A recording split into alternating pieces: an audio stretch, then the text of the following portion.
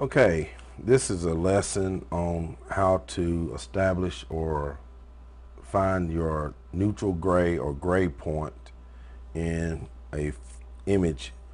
One of the things that you may find out is a lot of time your image, if it's not properly exposed, or that you get a false white balance, you may get a color hue or a color shift. If you look at this image and I click between the levels that have been corrected and one that hasn't been corrected, you can see a slight shift or a bluish tone that is into my image here.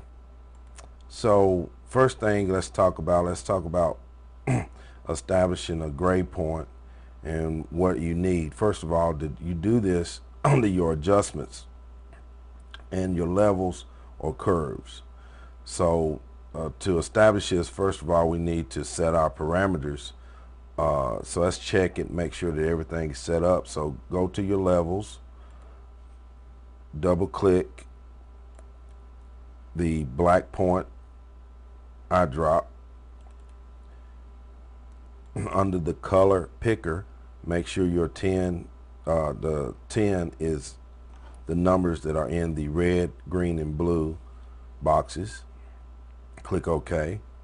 Under the gray point eyedropper, make sure the numbers are 133 under red, green, and blue. Click OK. And under the white, check and make sure your numbers are 243 in each one of the red, green, and blue boxes. And OK. Click OK. And if you have to make changes, it's going to tell you that you need to save. So just click OK, and if it asks you to save, just say yes. That way you won't have to redo that again. Next, to start doing the gray point or neutral gray numbers, you're going to add a new layer, create a new layer, go to Edit, Fill the layer with 50% gray, and now you have a box filled with the gray.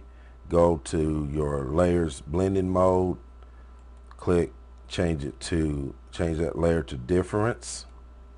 The image looks a little strange, but we'll change that in just a second. Next, you're going to then add a fill adjustment layer, and you want to add a threshold adjustment. So click that. Now we're ready. As you see, it turns it completely black. Slide the slider all the way to the left till it's white. Then slowly pull it back to the right until you see some of the pixels come back. And what you're looking for is some pixels in the gray. And some of those pixels, when they first show up, that is your gray point that you're looking for. But we need an area big enough to sample. So we're going to use right in this area here. You're going to click,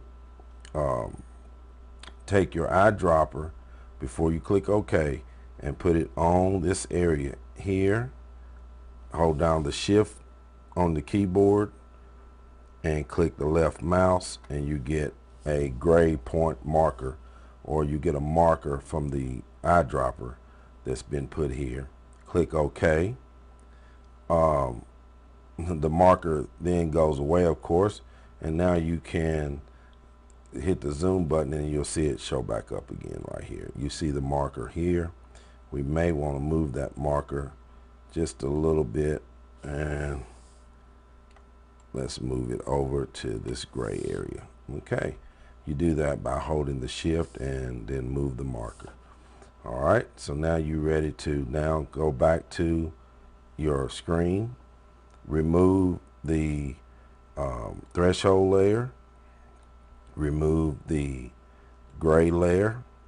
Now we're left with nothing but the background with the marker on the gray, and that should give us a nice gray point.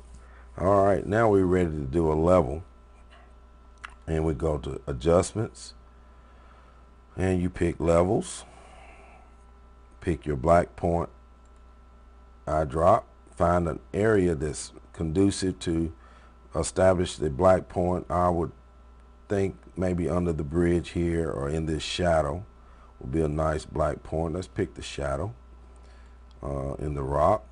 Next, pick your white point. You can do this any order you like, but pick an area that's also conducive to a white point.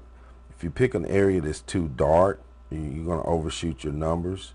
I mean, that may look good to you on that screen, but if you had to print that, that would be quite too much contrast.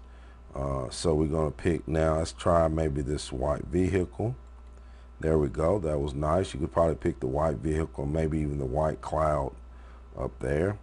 Next, we want to now do the gray point marker here and put the eyedropper right on top of that marker and click. It's a little bit too much, so maybe right around the edge. There you go. Right there. Keep doing it until you hit a nice point of gray. Oh, that looks pretty good. And then I say okay. Now we can take a look at this image on our history. If I go back to the original, I can then click back to my change, and you can see there's a nice change and establishing a very nice imagery that's ready to now be printed and properly to the right levels in the RGB mode.